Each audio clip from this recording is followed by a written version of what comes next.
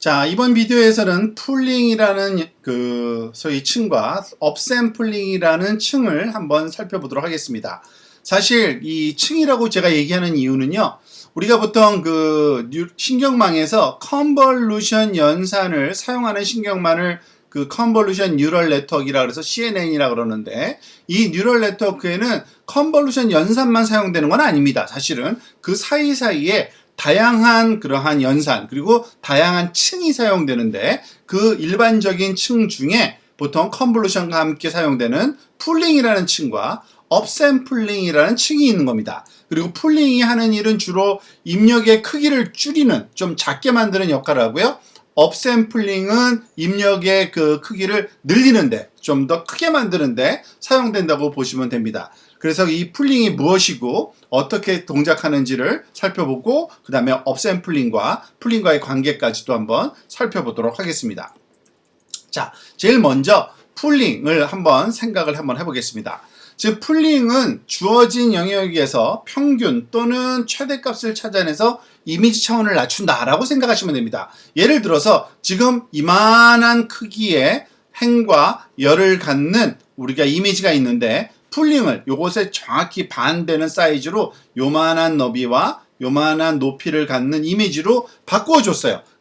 그러한 과정은 보통 풀링이라는 과정으로 할 수가 있는데, 이처럼 더 작은 이미지로 만들었다 보면은 당연히 해상도가 떨어지겠죠. 흐릿한 이미지를 얻을 수밖에 없습니다. 하지만 지금 보다시피 이미지가 말하자면은 갖고 있는 색상 팔레트 또는 색상 분포라고 할 수 있는 것이 거의 비슷하겠죠. 검은색부터 시작해서 흰색의 분포가 아주 유사하게 나타날 겁니다. 그리고 대략적인 쉐이프, 형태는 원본과 거의 유사하다는 것도 알 수 있습니다. 그러니까 거의 비슷한 그러한 특징 정보들을 다 갖고 있다는 겁니다. 그러니까 만약에 우리가 연산을 할 때 여기에다가 연산을 수행하면은 컨볼루션이든 뭐든 그것이 훨씬 더 효율적인 연산이 되겠죠. 즉, 해당 정보, 중요한 정보들이 좀 더 작은 사이즈로 추출되는 과정이 풀링이라고 이해하시면 되겠습니다.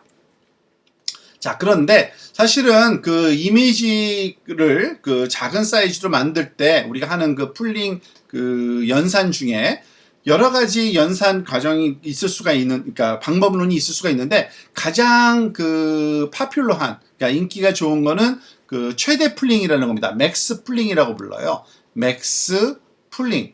왜 맥스 풀링이라고 그러냐면은, 풀링은 일종의 주어진 영역에서 값을 샘플링 하는 건데, 그때 최대값을 샘플링 한다 라고 해서 맥스 풀링이라고 부릅니다. 예를 들어서 한 가지 예를 들면, 여기 4x4짜리 이미지, 그레이스케일 이미지 인풋이 있고요. 풀링된 결과가 2x2로 주어져 있습니다. 자, 그런데 이 맥스 풀링이라는 것을 2x2 필터에 대해서 지금 여기 적용을 할 건데요. 즉, 결과값이고요. 오른쪽은요. 필터는 아직 여기 써 있지는 않지만, 왜냐하면 필터라고 말은 하지만 실제로 필터가 있지는 않아요. 그냥 이러한 소위 격자 구조만 있다고 보시면 되는데, 이 격자 구조 2x2짜리 격자 구조를 가지고서 여기 한번 잠깐 이거 지우고 다시 할게요.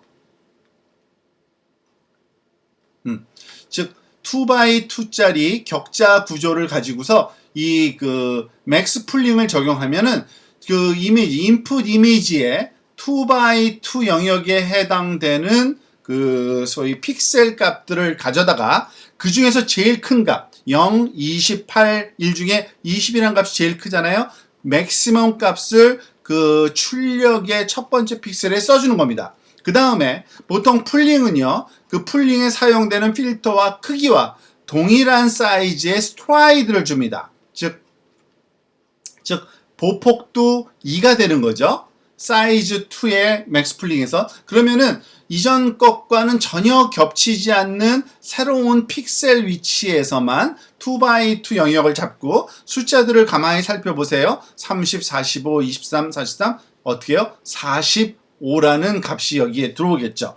즉, 풀링은 절대 픽셀 값을 다시 방문하지 않도록 이 보폭, 스트라이드를 풀링 필터의 크기와 동일한 그런 크기를 갖도록 하죠. 그런데 여기에서 주의할 점은 이 풀링에서는 사용되는 어떤 필터 개수라는 개념이 전혀 없습니다. 그리고 그것을 학습해야 되는 것도 아니죠. 그 부분을 여러분들이 좀 유의해서 보셔야 됩니다.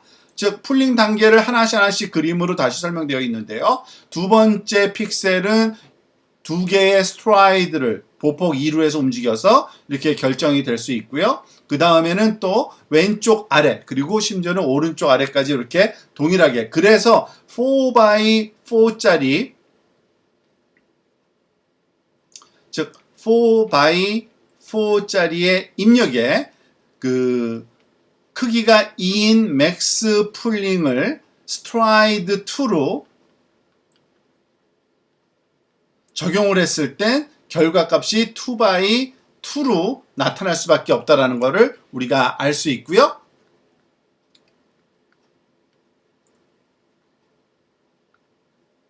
자, 그래서 이 전체 이미지를 덮칠 다 커버할 때까지 이제 맥스 풀링을 하게 되면 2x2가 얻어지고, 무엇보다도 중요한 거는 우리가 관심이 있는 중요한 정보, 즉 픽셀에서의 중요한 정보라는 거는 그 픽셀들이 갖고 있는 그 값들 중에 높은 값, 큰 값들이거든요. 그래서 그것이 추출되어 나오는 그러한 과정을 우리가 풀링이라고 보시면 되고요. 뭐 여러 가지 의미를 부여할 수는 있을 겁니다. 맥스 대신에 뭐 다른 그러한 값을 추출하는 방법도 있을 수 있습니다만, 보통은 가장 높은 값인 맥스 값을 추출하는 거를 우리가 보통 가장 많이 취하는 방법이라고 이해하시면 되겠습니다. 여기에 다시 설명이 되어 있는데요. 즉 최대 풀링 외에 다른 풀링도 있고요. 보통 평균값 취하는 풀링도 있고요. 에버리지 풀링이라 그래서, 그리고 최소값을 취하는 풀링도 있습니다. 최소, 미니멈값, 민 풀링이라고 하는데, 근데 여기서 또 우리가 확실하게 또 기억하고 넘어가야 되는 것은, 이게 연산같이 보이지만 사실은 풀링에서는 학습이 가능한 매개 변수가 없다는 얘기입니다. 그냥 적용만 하는 거예요. 그러니까 그 층이 들어가 있다, 풀링 층이 뉴럴 네트워크에 포함되어 있다고 할지라도 그 층에서 학습되는, 말하자면 파라미터는 전혀 없다는 거죠. 그냥 적용하는 규칙만 있는 겁니다. 그게 바로 풀링이라는 그러한 소위 층의 특징이라고 이해하시면 되겠습니다. 자, 이번에는 업샘플링이라는 그런 프로세싱도 좀 한번 살펴보도록 하겠습니다. 업샘플링이라는 거는 반대예요. 풀링은 샘플의 개수를 줄이는 거고요.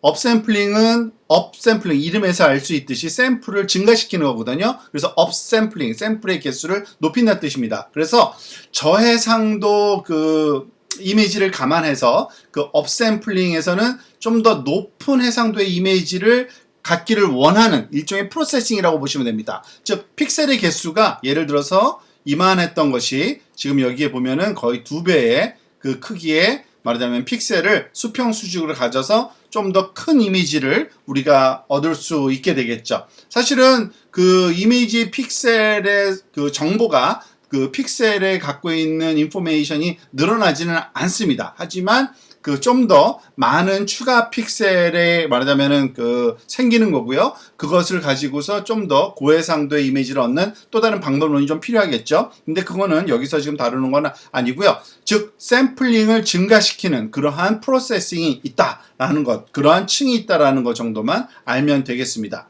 자, 그런데 이와 같은 업샘플링에서 우리가 걱정해야 될 거는 픽셀의 개수가 늘어나니까 늘어난 픽셀의 값을 어떻게 채워야 되느냐, 그겁니다. 제일 쉬운 방법은 그냥 복사해서 그걸 채워 넣는 겁니다. 출력에다가. 예를 들면 지금 2x2 이러한 입력이 있고요. 그거를 2배 증가시키고자 하는 픽셀의 개수를 4x4 아웃풋을 한번 생각해 볼까요? 그러면은 2x2 입력 픽셀의 값 중에 예를 들어서 첫 번째 값을 이 왼쪽 위에 출력의 첫 번째 값으로 놓고요. 두 번째 오른쪽에 있는 요 두 번째 픽셀 값은 두 번째가 아니라 우리가 증폭했으니까 2배로 한 픽셀을 건너뛰어서 여기에다가 갖다 넣는 거고요. 마찬가지로 아래쪽으로도 여기에다가 10이라는 픽셀 값, 그리고 또 여기도 43이라는 픽셀 값, 즉 4개의 픽셀 값만 채워 있는 거죠. 여기 4x4에서요. 그죠? 자, 그 사이사이에 모든 픽셀들이 비워져 있습니다. 그걸 어떻게 채우는 거냐?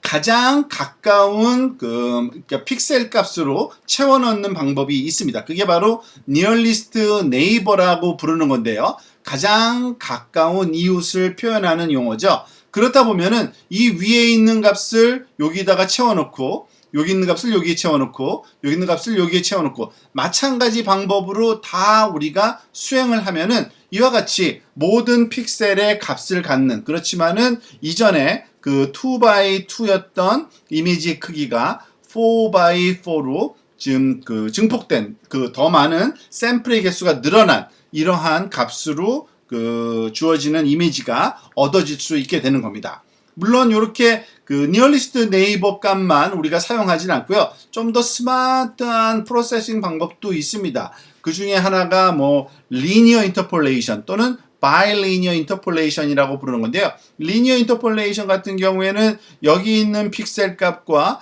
여기 있는 픽셀 값에 요 리니어하게, 예를 들어서 20과 10의 반은 15죠. 그러니까 여기다가 15라는 값을 채워넣는다든지, 여기에는 20과 45의 차이니까 10에다가 22.5니까 한 32.5라는 값. 그러면 좀 더 스무드하게 변하는 그런 좀 더 의미 있는 그런 결과가 얻어지겠죠. 그리고 바이리니어는 위아래 좌우 값을 다 활용한 그러한 그 보관법을 사용하는 겁니다. 그런데 사실은 이러한 그 다양한 보관법에 대해서 그런 방법이 있다 정도만 알면 되고요. 결국에 풀링과 마찬가지로 업샘플링도요, 우리가 그 고민을 안 해도 됩니다. 사실은 그 텐서플로우나 아니면 파이토치 같은 그 머신러닝 프레임워크에서 프로세싱을 알아서 처리해 줍니다. 우리가 사용을 하기만 하면 됩니다. 그런데 여기서 또 중요한 거는 풀링과 마찬가지로 이 업샘플링에서도 학습이 필요한 또는 학습 가능한 매개 변수가 없어요. 전혀 필요 없습니다.